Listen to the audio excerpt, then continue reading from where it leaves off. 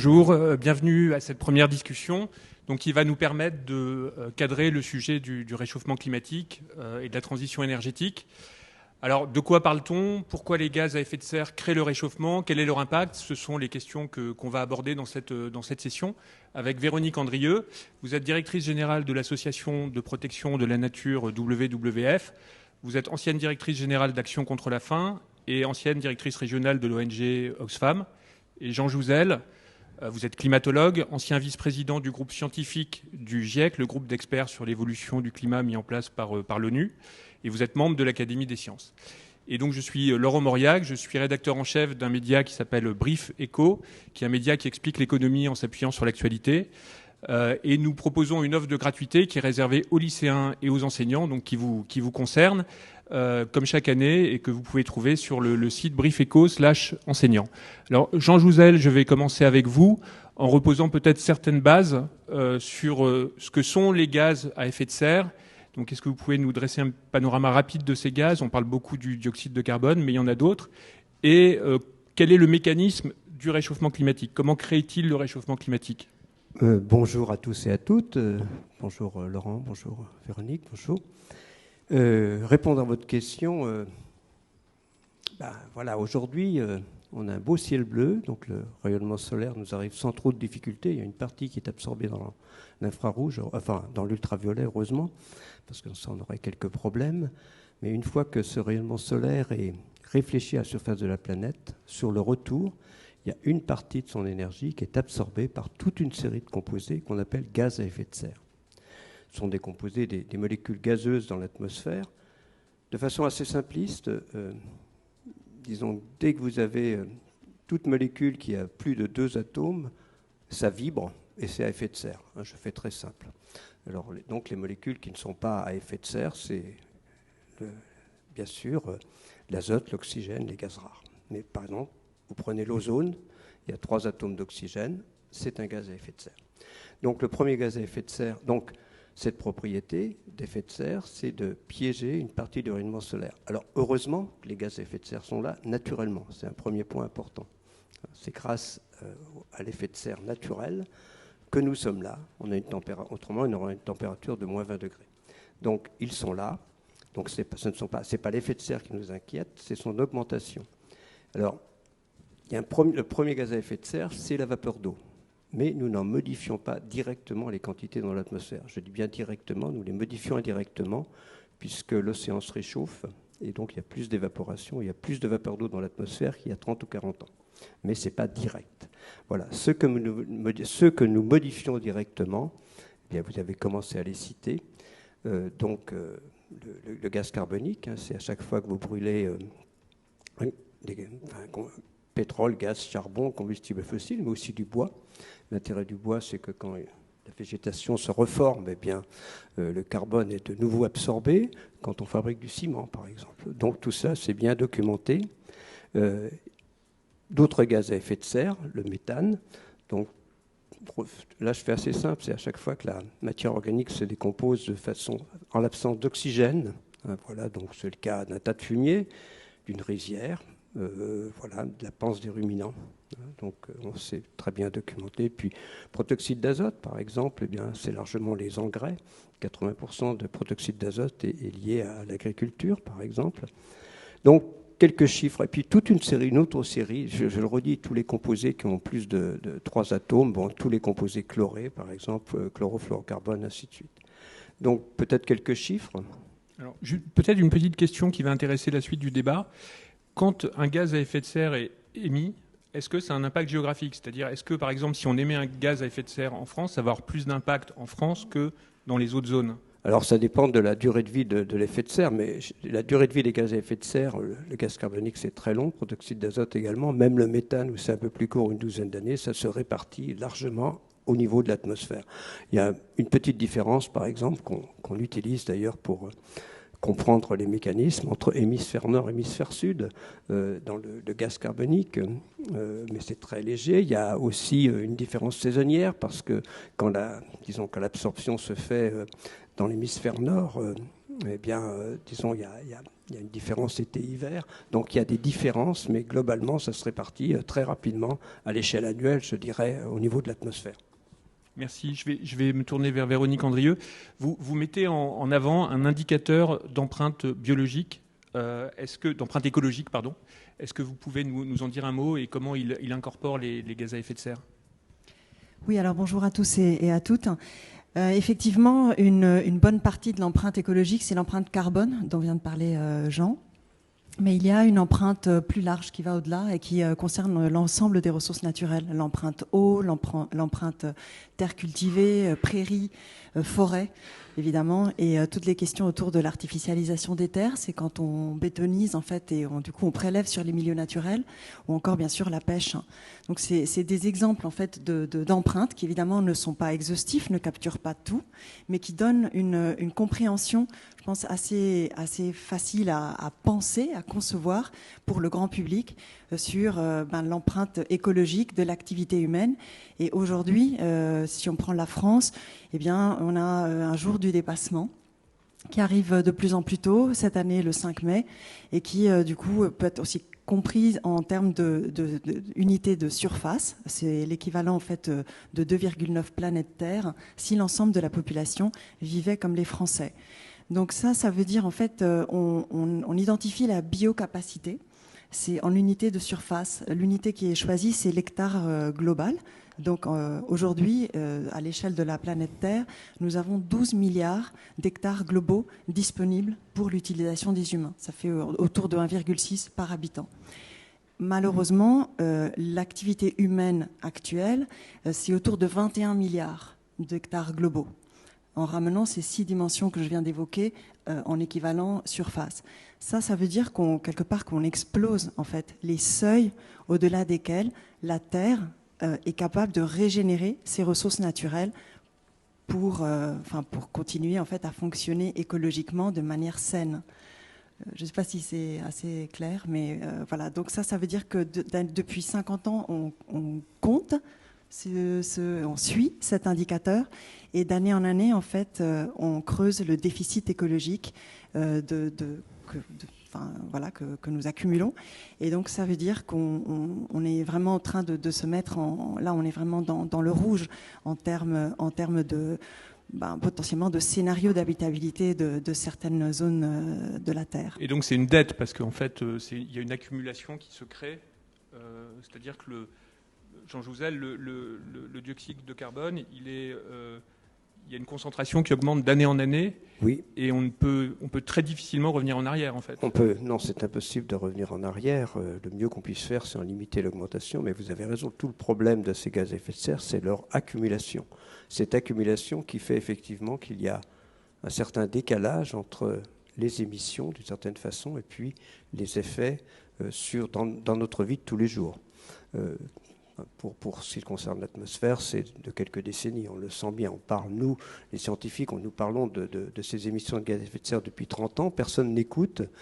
Disons, on commence à écouter quand les effets sont là. C'est très clair. Ils sont là vraiment de façon... Disons, le signal sort du bruit depuis...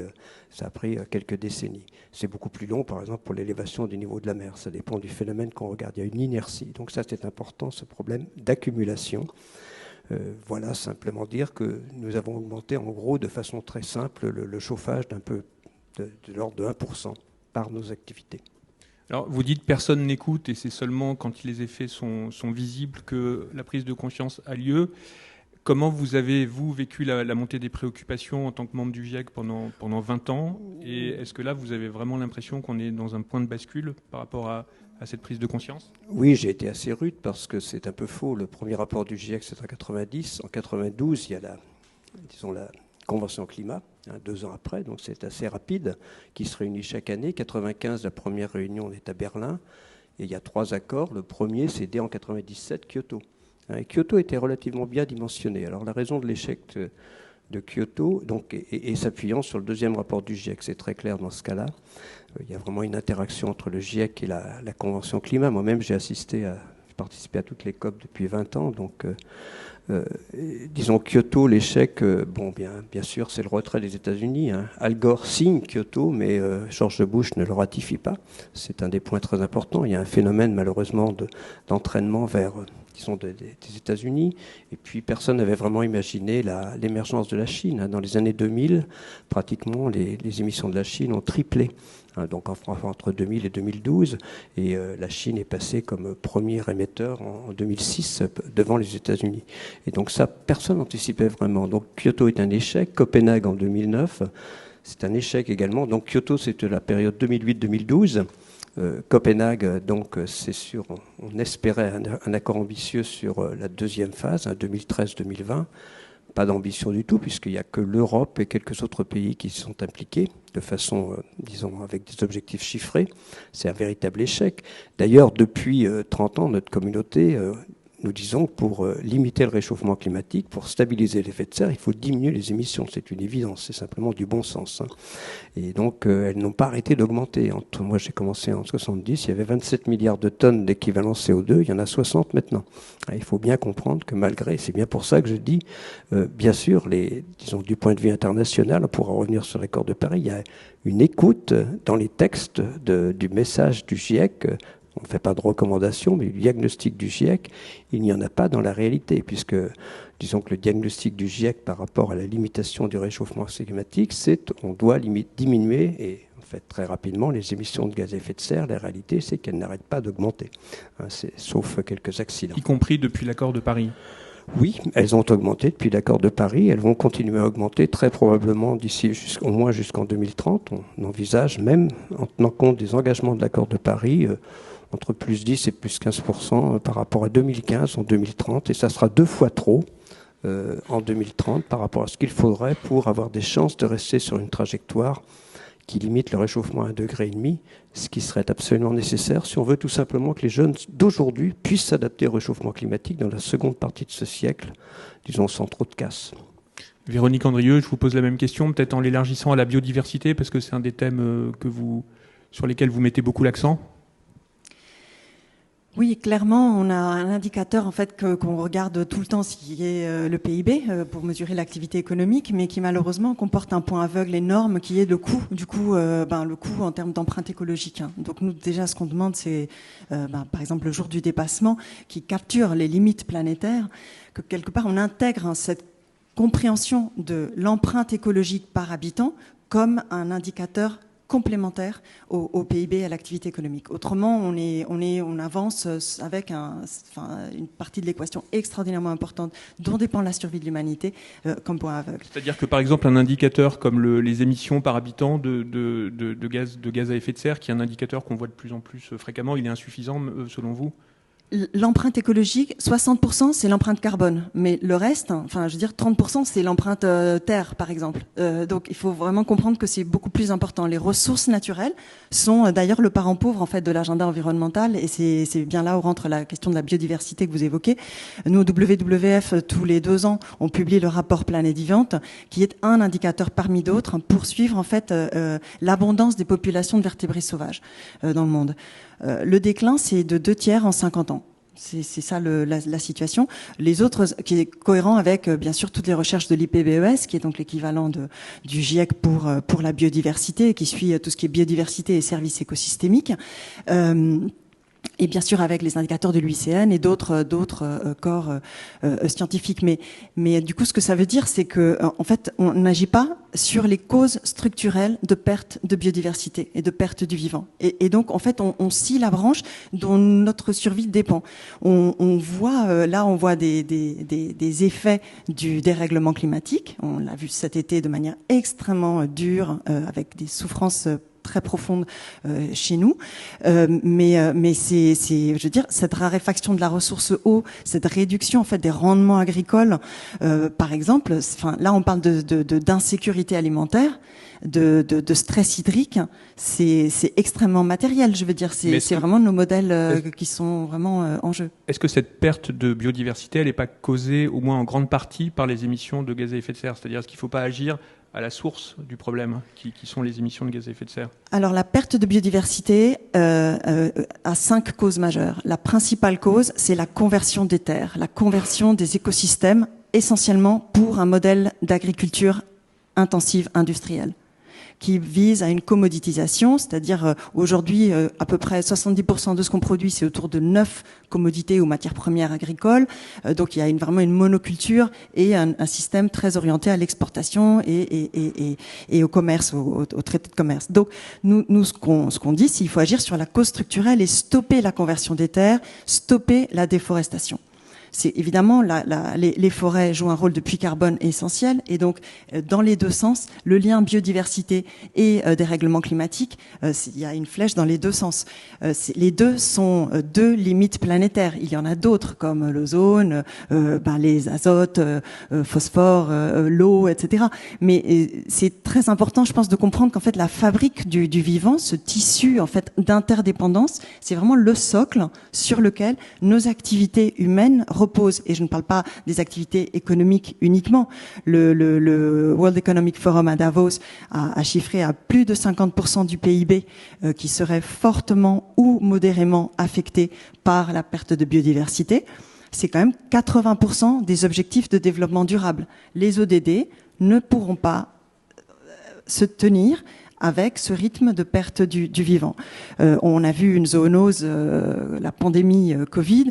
Les zoonoses, d'autres zoonoses, Zika, Ebola, sont liées aussi à cette destruction, cette déforestation, conversion d'écosystèmes qui rapproche en fait des humains, des populations humaines et des élevages, les espèces sauvages et les milieux. Donc il y a un vrai besoin de comprendre que cette nature, ce n'est pas quelque chose de alien à nous, d'externe.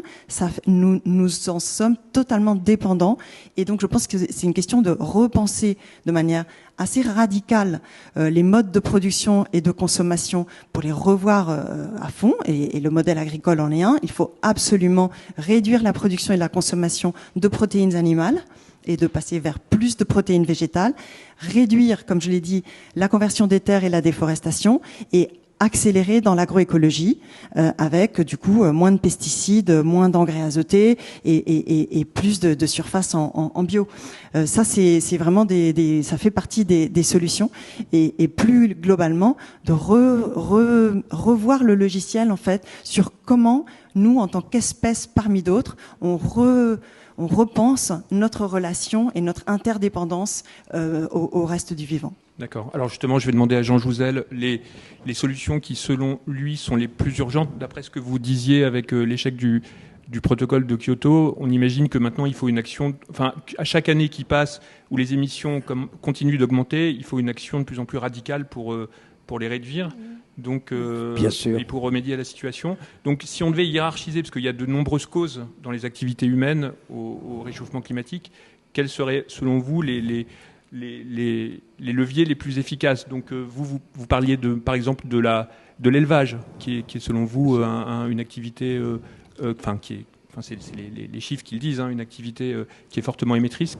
Quels seraient les autres leviers prioritaires, disons? Oui, alors une petite réaction par rapport à ce qu'a dit Véronique.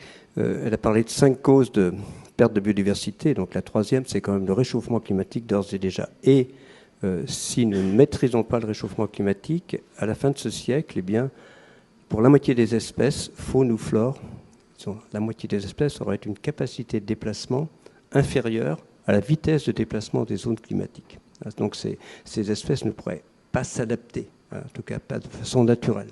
Donc on voit bien que si, disons, le réchauffement climatique, on parle de 15% de la perte de biodiversité liée au réchauffement climatique, mais si le réchauffement climatique n'est pas maîtrisé, ça irait en s'amplifiant, c'est très clair.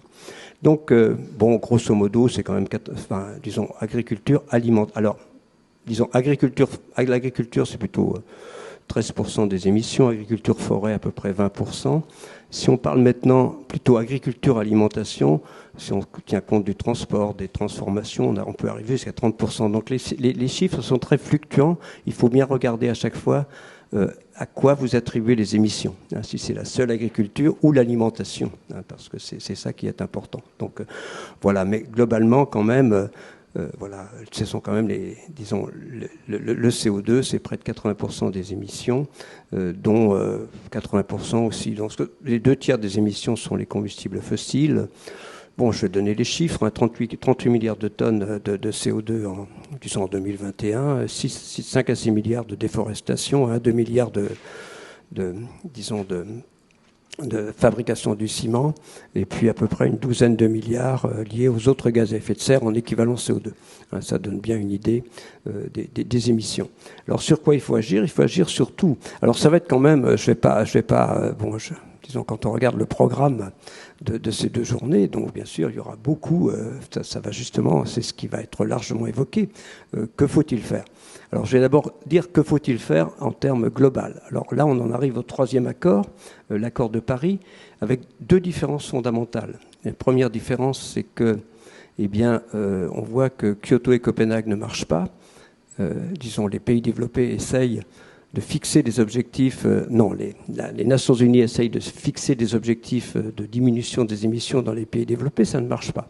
Donc on prend l'approche inverse, on va demander aux pays ce qu'ils acceptent de faire pour lutter contre le réchauffement climatique et s'y adapter. Ce sont les engagements, et comme ces engagements ne sont pas contraignants, tout le monde met quelque chose sur la table, et donc l'ensemble des pays, pratiquement actuellement, a ratifié l'accord de Paris. Donc la force de l'accord de Paris, c'est son universalité. C'est aussi sa faiblesse, d'une certaine façon. Mais c'est aussi sa force, c'est très important. C'est-à-dire que le cadre est bien là. Ensuite, en même temps, pas de sanctions et donc pas de contraintes. Voilà. Donc la deuxième différence fondamentale, c'est qu'on passe d'un objectif, d'un objectif qualitatif, on parle de limiter le réchauffement climatique au départ, mais sans fixer d'objectifs. Et ensuite, à Paris, on passe à ces 2 degrés, 1,5 degré par rapport au pré-industriel. On a déjà pris plus d'1 degré. Et pourquoi ? Parce qu'on voit, c'est une décision politique, c'est la Convention climat, c'est-à-dire que les Nations Unies qui prennent c'est une décision politique qui s'appuie quand même sur une réalité, c'est-à-dire que on a une capacité d'adaptation, mais celle-ci est limitée. Et si on veut vraiment qu'on y arrive, à s'adapter sans trop de difficultés, je le redis, il faut vraiment limiter le réchauffement climatique. Au départ, on pensait 2 degrés, mais les pays particulièrement vulnérables ont plutôt se sont battus pour 1,5 degré. Et il y a eu un rapport 1,5 degré, justement, qu'est-ce qui se passerait si le réchauffement climatique était limité à 1,5 degré ? On voit qu'un demi-degré, ça compte. C'est en 2018, et je tiens à saluer le travail remarquable de Valérie Masson-Delmotte en particulier.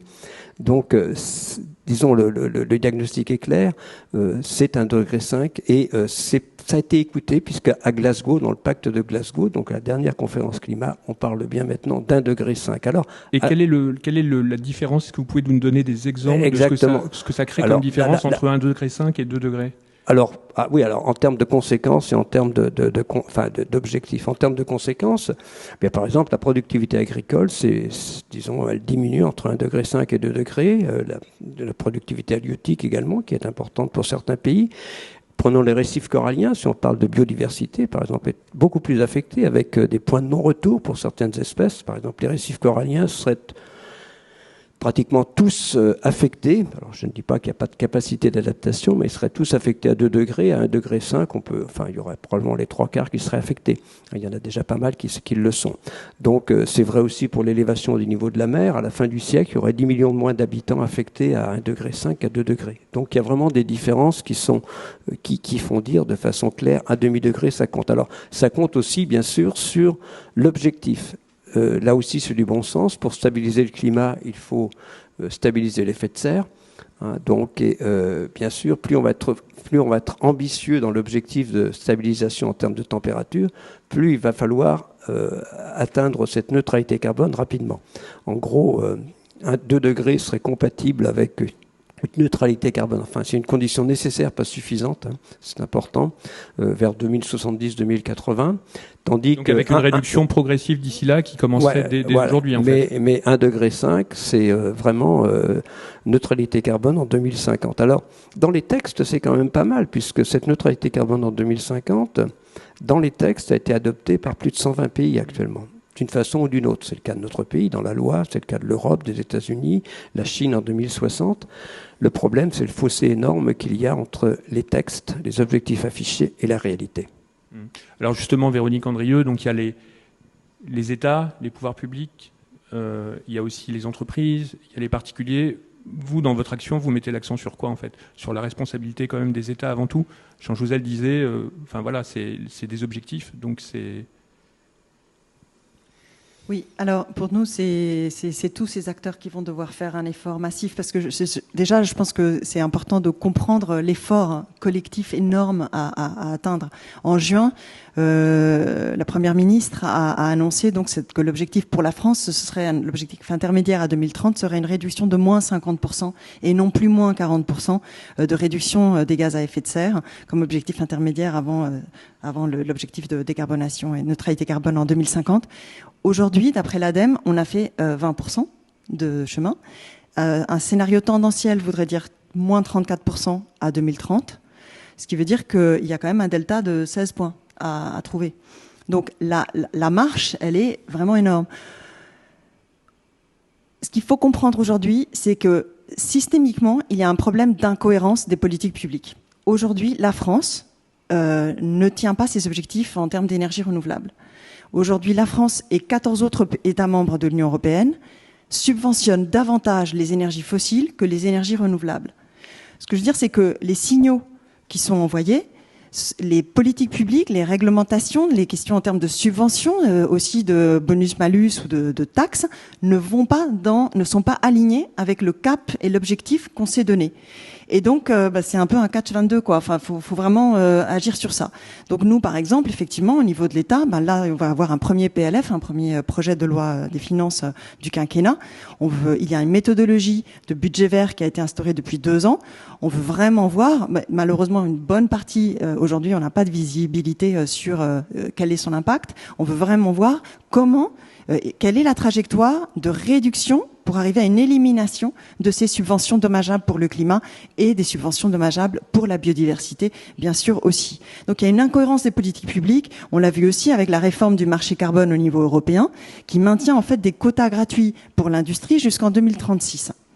Ça, ce sont des signaux qui ne sont pas alignés avec la science, bien sûr, avec ce que dit l'Agence internationale de l'énergie aussi, qui demande aux pays industrialisés de stopper complètement tout nouveau projet d'exploration et d'exploitation d'énergie fossile. Donc là, vraiment, c'est la recette, et c'est les énergies renouvelables, il faut accélérer, c'est l'efficacité énergétique et c'est la sobriété.